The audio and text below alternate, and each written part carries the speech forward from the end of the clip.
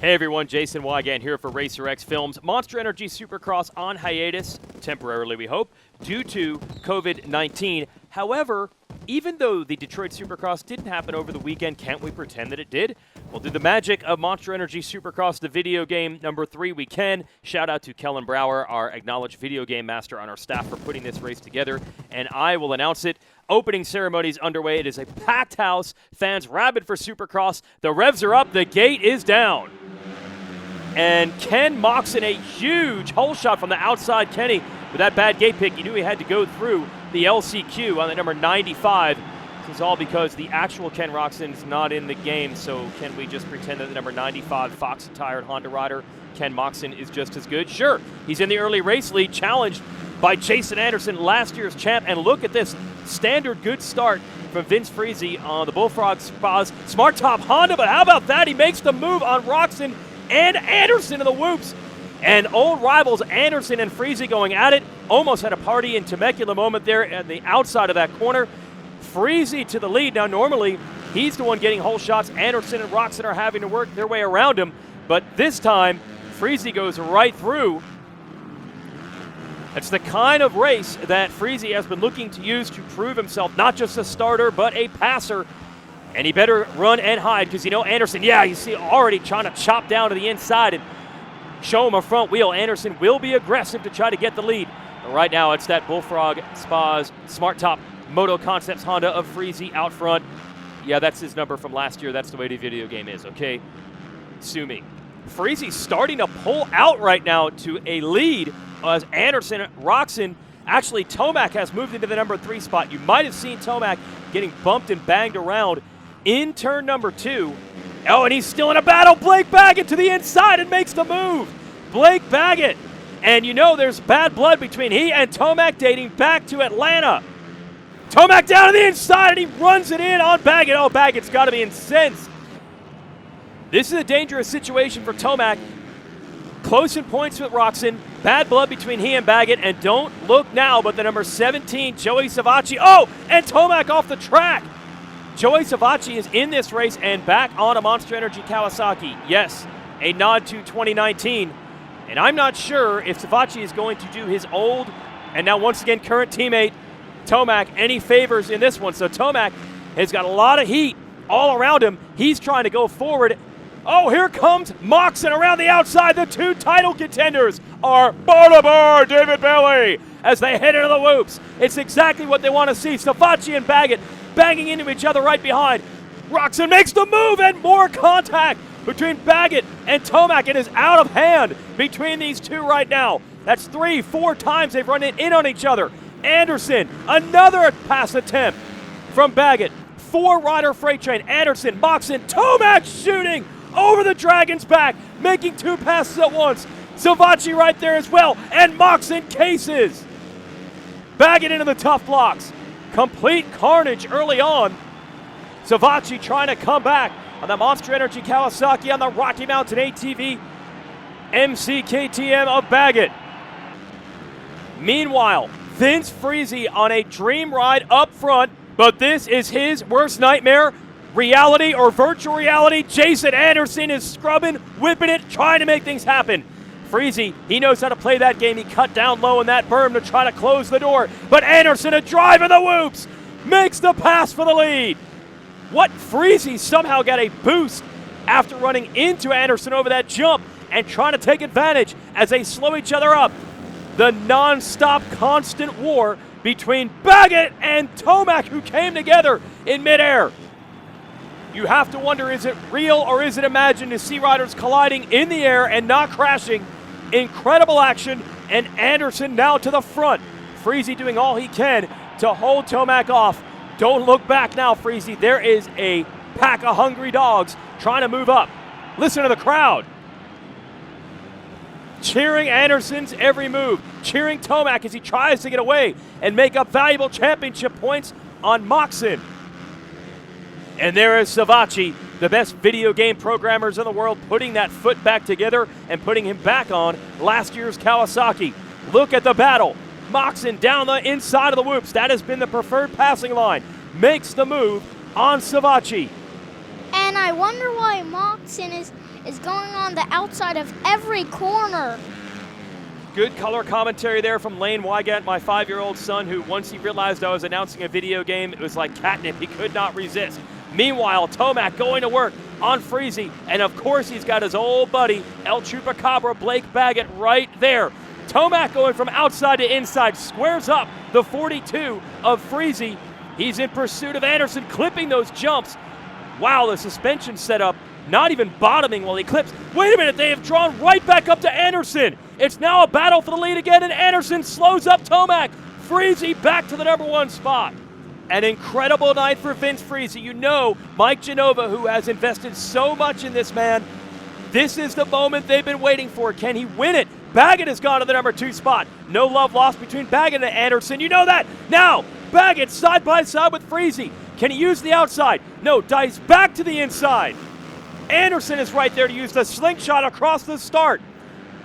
The dragon back, and Freezy airs it out, able to protect that lead, while Anderson and Baggett continue to battle.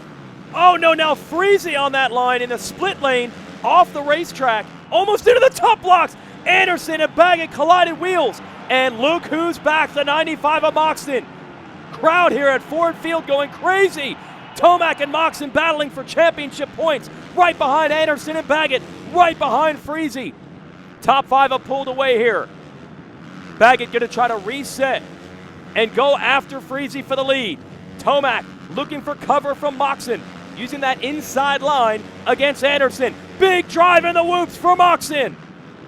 Thought the door was open. Tomac able to shut it. And I think Freezy has a big lead right now. Yes, almost. Yes, Lane Weigandt, my 5-year-old son, loves the video games with the call, because it is indeed a big lead for Freezy. While these guys are battling with each other, it has changed the complexion of this race, this series, this sport. If you remember the real race on real motorcycles a year ago in this stadium, Tomac loved that split lane. He was using it to make passes, and now he's using it to go after Freezy. And that means Baggett has taken over the #1 spot, so a big moment for Tomac! Tomac is down! Tomac has gone down under pressure. Got to get the monster Kawasaki running. Now he is under fire from the 7 of Plessinger. Huge opportunity for, wait, is that Marvin Musquin in this race? What is going on? How is that possible? Wow, I don't even know how Musquin is in this race, but he had a problem with his knee. Good analysis, Lane. Maybe Musquin's out there to help steal some points for his teammate in the Red Bull KTM here, Cooper Webb. But Webb back in the #13 spot. That would be a season low for Webb, who finished 12th. You remember back at round 2, trying to dig himself out of a hole after the big crash in Dallas. A couple of podiums since then, but it has been tough on him right now, trying to get around Justin Brayton. And let me just say, Brayton looks awesome out there. That's a perfect 10 on that Honda. Chad Reed on the Suzuki behind his teammate. I don't even know what's going on. I'm watching Musquin back on the track, Hill back on a Suzuki. Back up front, Tomac is making moves. He shed the pressure from Plessinger. He's gotten around Savacci, while Blake Baggett is looking for career win #2. But Ken Moxon knows what's on the line. He's battling with Freezy for second. Moxon has an opportunity to make up some ground in the series on Tomac. Here it is. Blake Baggett setting sail out front. Oh, Baggett looks really good out there, but I don't know how. That he's, just whooping that dragon's back. Well, that might be the key there, Lane, whooping that dragon's back. And this is the ride that Baggett has been looking for all year. He's been fast time and time again. Everything that could have gone wrong this year has. This is the key battle. Moxon and Freezy, and Moxon taking over the #2 position.